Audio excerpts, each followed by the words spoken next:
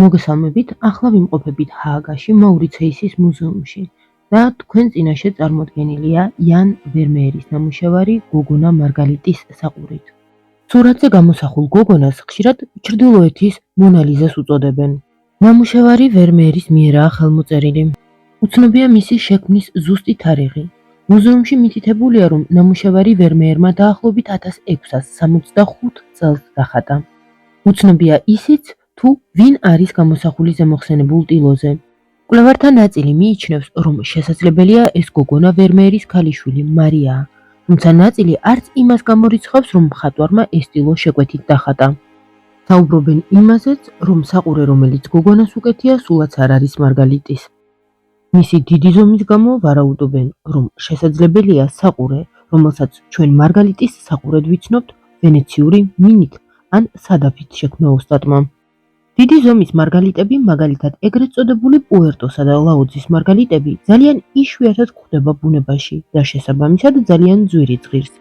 მათგან ერთი პუერტოს მარგალიტი 34 კილოგრამს იწონის, ლაუძის მარგალიტი კი 6,4 კილოგრამს.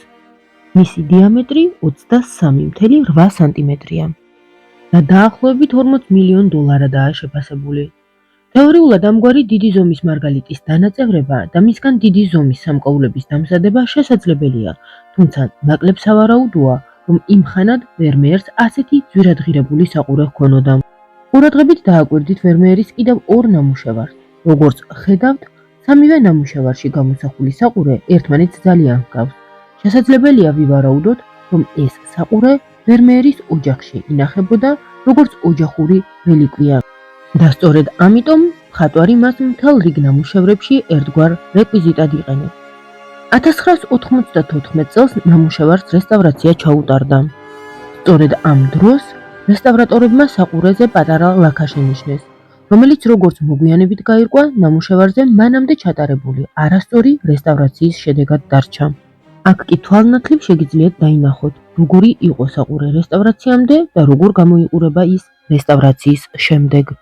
ვიქტორ დესტიურსის რჩევით ეს ტილო 1891 წელს დე სტომბემ ჰააგაში აუქციონზე შეიძინა.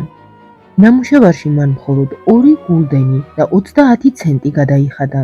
ვინაიდან დე სტომბეს არ ჰყავდა შვილები, გარდაცვალებამდე რამდენიმე ხნით ადრე ანდერძი შეადგინა, რომლის თანახმად მის კოლექციაში არსებული ნამუშევრები მაურიცეისის მუზეუმს უსახსოვრა და მართლაც 1902 წელს დე სტომბეს გარდაცვალების შემდეგ მის კოლექციაში არსებულ სხვა ნამუშევრებთან ერთად ამ ტილომაც მაურიცეისის მუზეუმში დაიდო ბინა.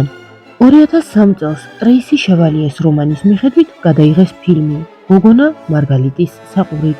გოგონას როლს სკარლეტ იოჰანსონი ასრულებს.